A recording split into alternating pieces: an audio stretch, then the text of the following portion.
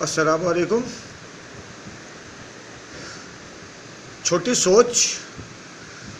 اور محروم لوگ اچانک اگر کسی بڑی جگہ پر آ کر بیٹھ جائیں تو وہ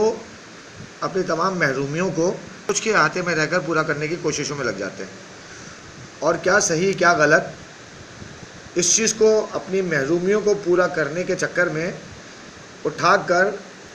سائڈ پہ رکھ دیتے ہیں، یا وہ اس بات کو بھول جاتے ہیں کہ انسانیت صحیح اور غلط کی پہچان بیسیکلی کسی بھی اچھے خاندان یا بڑی سوچ کا ہونے کا مظہر ہوتی ہے. ایسا ہی کچھ معاملہ جو ہے وہ جی ایم کے الیکٹرک سرجانی 2 کا ہے. میں نے جب اس شخص کے خلاف آواز اٹھانے کا فیصلہ کیا تھا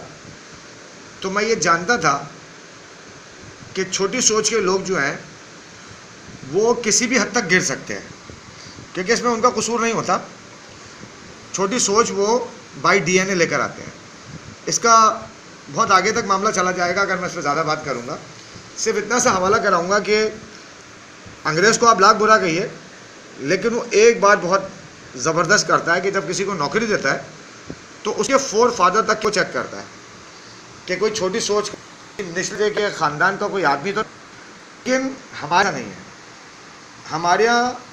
تعلقات، اقربا پروری اور جعلی ڈگریاں اور پیسہ اور کرپشن، یہ ساری چیزیں کسی کو سیٹ پہ لا کے بٹھا دیتی ہیں. اور بعض لوگ تو سیٹ پہ صرف اس لیے بٹھائے جاتے ہیں کہ وہ کسی اور کے مذموم مقاصد کو، کسی اور کے ایجنڈے کو پورا کرنے کے لیے تیار ہوتے ہیں، کیونکہ خود بھی ترسے ہوئے محروم ہوتے ہیں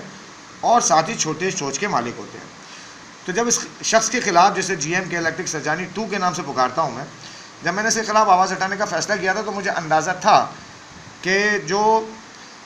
اس حد تک گر سکتا ہے کہ علاقے کے اندر 1.5 2 دن کوئی ٹائم دیکھے بغیر لوگوں کو اذیت دے کر اپنی حرام کی آمدنی جو کہ کنڈا سسٹم چلا کر یہ اس علاقے کے اندر پوری کر رہا ہے اور پیدا کر رہا ہے، جب ایسا کر سکتا ہے تو اس کے خلاف جب آواز اٹھاؤں گا تو بہت ساری پریشانیاں فیس کرنی پڑیں گی. میں ذہنی طور پہ اس کے لیے پہلے سے تیار تھا، لیکن میں اللہ کا بڑا شکر گزار ہوں کہ فقط 1.5 سال پہلے میں نے اپنی ایفرٹ شروع کی تھی اور اللہ تعالیٰ نے ایک بہت ہی چھوٹی سوچ، گھٹیا ڈی این اے رکھنے والے شخص کو منہ کے بل گرایا ایک بہت ہی معمولی میرے جیسے آدمی کے ہاتھ سے، کہ جس نے تحمل، بردباری اور قانون کے تقاضوں کو پورا کرتے ہوئے اس شخص کا پیچھا کرنا شروع کیا. یہ تو تھوڑی سی بریف ہسٹری میں اس لیے دے رہا ہوں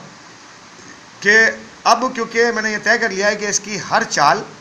ہر طریقے اور ہر گھٹیا سوچ کو میں ایکسپوز کرتا رہوں گا، سو وہ سلسلہ میں نے ویڈیو کی شکل میں جاری رکھا ہوا ہے. کیونکہ چھوٹی سوچ سے کے آدمی سے لڑنے کے لیے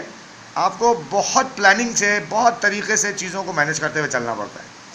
جب کہیں جا کر ایسے گھٹیا لوگ زمین پر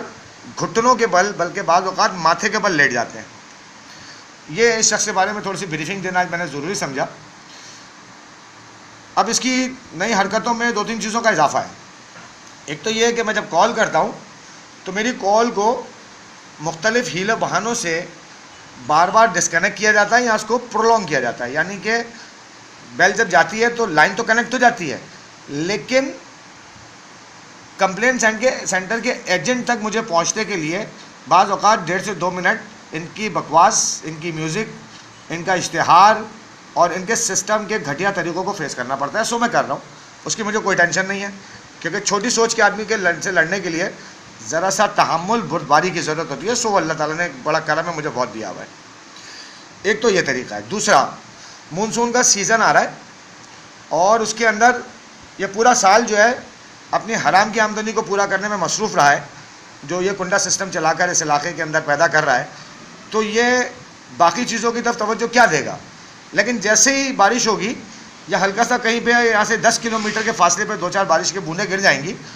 تو یہ احتیاطی تدابیر یا احتیاط کے تحت